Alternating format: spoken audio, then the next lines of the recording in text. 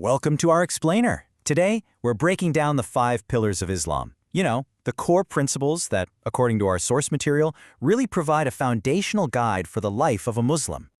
So, to get us started, let's just think about this universal idea for a second. What principles actually provide a framework for a meaningful life? So many traditions and philosophies offer some kind of structure for living, and today, we're going to explore one such powerful guide. Okay, let's dive right into it with Section 1, A Guide to Muslim Life. This is where we'll really get a handle on the core concept behind these pillars. So, here's the crucial point. These aren't just some abstract beliefs you think about. Our source presents them as a set of 5 core practices. We're talking tangible actions that actively guide the day-to-day life of a Muslim. Now, let's see how this guide is actually structured. We're moving on to Section 2, the 5 foundational pillars, and we'll look at the core components that make up this framework. The entire framework is built upon, you guessed it, 5 foundational concepts.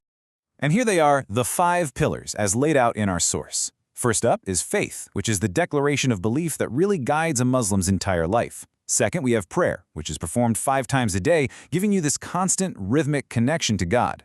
Third is charity, an annual donation to support the community and, of course, help those in need. Number 4 is fasting during the month of Ramadan. It's a practice of self-discipline, and it also fosters a real sense of empathy for the less fortunate. And finally, the 5th pillar, the pilgrimage to Mecca, a sacred journey that every able-bodied Muslim aims to make at least once in their lifetime.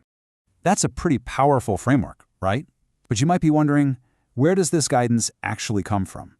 Let's explore that in Section 3, a mandate from Scripture.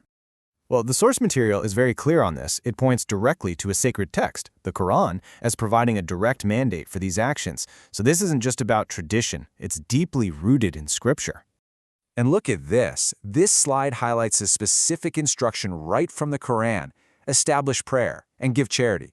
I mean, it's a clear, concise command that forms the basis for 2 of those 5 pillars. And here you can see that direct line drawn from the scriptural mandate right to the pillars we were just talking about. The Quran says prayer and charity, and boom, right there among the pillars, we find prayer and charity. The connection is totally explicit. So we've got the pillars, and we know their origin. Let's put this all together in our final section, Section 4, why this framework matters, and really understand the ultimate purpose behind it all. The source really emphasizes that these pillars are not meant to be seen in isolation. They actually work together as a complete guiding framework, a really comprehensive structure that informs and shapes all aspects of Muslim life. So, to wrap it all up, the 5 pillars of Islam, that's faith, prayer, charity, fasting, and pilgrimage, are a scripturally based framework that provides a practical, hands-on guide for a Muslim's life.